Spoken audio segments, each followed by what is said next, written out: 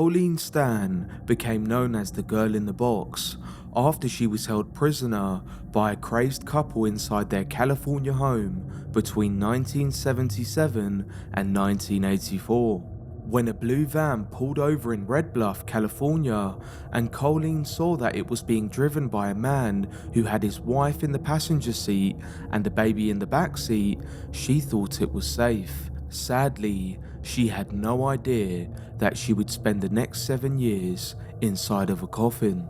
This is the horrifying story of how Colleen Stan became the girl in the box.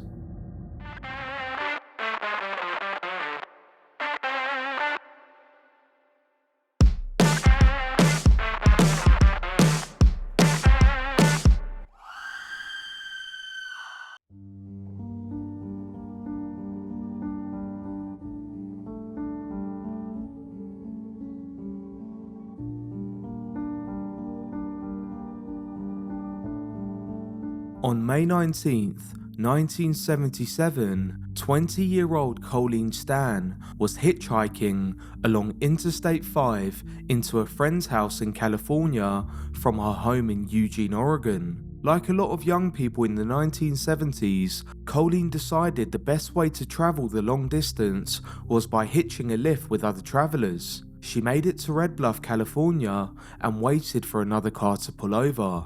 Wary of who might pick her up, she already turned away 2 cars before getting into the blue van with a young family. The driver was Cameron Hook, and in the car with him was his wife Janice and their young baby. All seemed normal until Colleen used the bathroom at a service station, and when she returned to the car, there was a wooden box on the seat next to her. Colleen had felt safe with the hookers, but that feeling wasn't to last. After travelling for a further 20 miles or so, Cameron veered off the road into a remote area, and that's when he held a knife to her neck and forced her head into the wooden box. The box, which only confined her head, blocked out sound and light around her and also restricted air.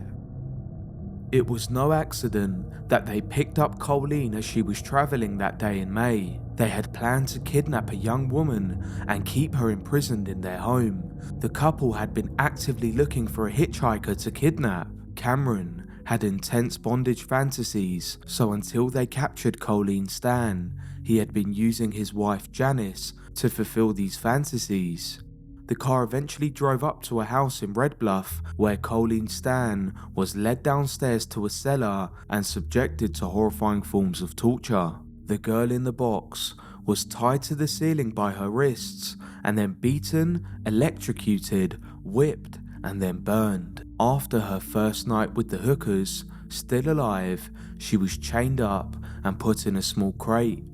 The crate was so small, Colleen was unable to lie down. Instead, she involuntarily had to sleep sitting up inside the box, bound by chains. Initially, the demented couple had an agreement that concluded Cameron wasn't allowed to engage in sexual activity with Colleen. Instead, she was forced to watch the couple have sex after they abused her.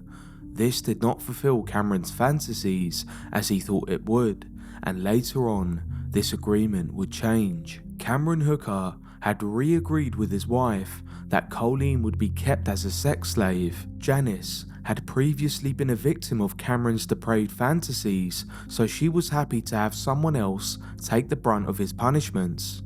When the family moved to a mobile home, they didn't have a basement to keep their prisoner. Cameron constructed another box, approximately the same size as a coffin. The new box allowed Colleen to sleep lying down, and the couple placed this box underneath their waterbed.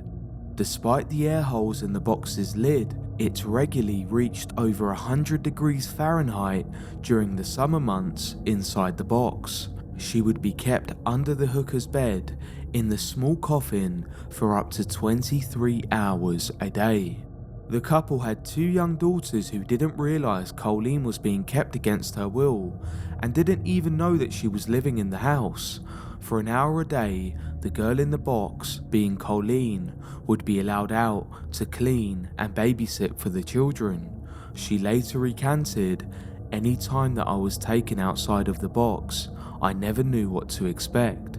The fear of the unknown was always with me as I was kept in the dark both physically and mentally." Colleen would be referred to as Kay, and she was to address Cameron and Janice as Master and Mayhem, as well as making the £20 wooden box that was placed over Colleen's head to deprive her of her senses. Cameron Hooker had come up with another torture device to wear his victim down.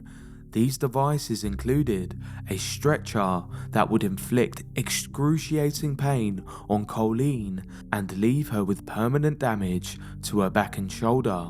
Although she was subjected to regular beatings and rape, Colleen didn't consider her torture to be the worst aspect of her confinement. What terrified her even more was Cameron's claim that he was a member of a satanic organization called the Company. She was told that the Company was a powerful organization who watched over her and had her family's home bugged and would not hesitate to kill her if she tried to escape. More than anything, Colleen feared an escape attempt would cause the Company to harm her family, so the girl in the box remained in captivity and even signed a contract stating that she was their slave. Cameron knew that Colleen was so terrified and conditioned to the obedience that she would not try to escape or even tell anyone the horrifying truth. By complying with Cameron and his wishes, Colleen continuously earned more and more freedom. She was allowed to work in the garden and go outside the house for jogs. Cameron trusted Colleen so much that he allowed her to phone her family 2.5 years after she had been reported missing. She was even allowed to go and visit her family. Cameron accompanied her and she said that he was her boyfriend.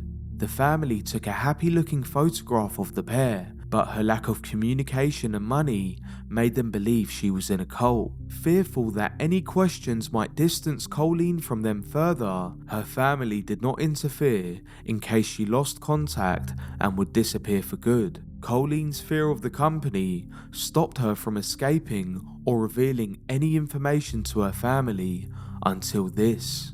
While the agreement had been that Cameron would remain loyal to his wife, he had been Colleen at least once a month. Janice began to resent Colleen, and when Cameron said he wanted to marry her too, it didn't go down well with Janice and she snapped.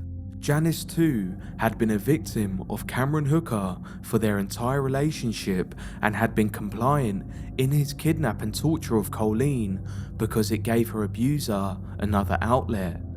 Janice went on to confess to a priest who then advised her to leave. Janice finally had enough and done the unthinkable. In August 1984, 7 years after Colleen Stan was kidnapped, Janice finally opened up.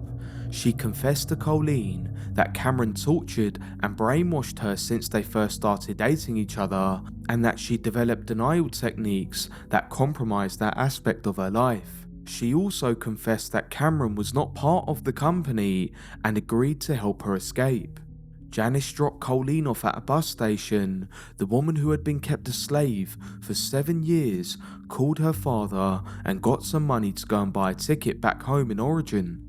Colleen bravely called Cameron to tell him that she escaped, and he reportedly started crying when she told him she'd left. Colleen had been manipulated to the point where she would do whatever Cameron Hooker commended her to. 7 years of brutal torture and sensory deprivation meant that she was compliant to the point where she did not report the ordeal to police. Janice had asked Colleen to give Cameron time to reform, but in November of that same year, she reported her husband to the police. Janice also informed the Red Bluff police that her husband had kidnapped, tortured, and murdered Marie Elizabeth Spanhake, who went missing a year before Colleen was kidnapped. No body was ever found, and Hooker was never charged with her murder. He was charged with 8 felony counts of rape, sodomy, kidnapping, and forced oral copulation. In exchange for immunity, she agreed to testify against her husband and the abuse he inflicted on her. Colleen Stan's experience, however, was described as unparalleled in FBI history. Cameron Hooker tried to convince the jury that Colleen had fallen in love with him and stayed on her own accord. He claimed that the sex was consensual, but the jury did not believe him. He was found guilty of 7 out of 8 counts of the kidnapping and of Colleen Stan.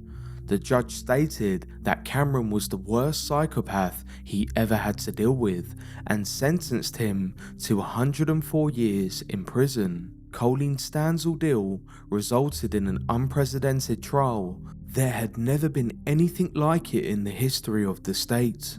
Colleen Stan suffered chronic back and shoulder pain as a result of her confinement. When she returned home, she received extensive therapy, and eventually marrying and having a daughter of her own. She joined an organisation committed to helping abused women and earned a degree in accounting.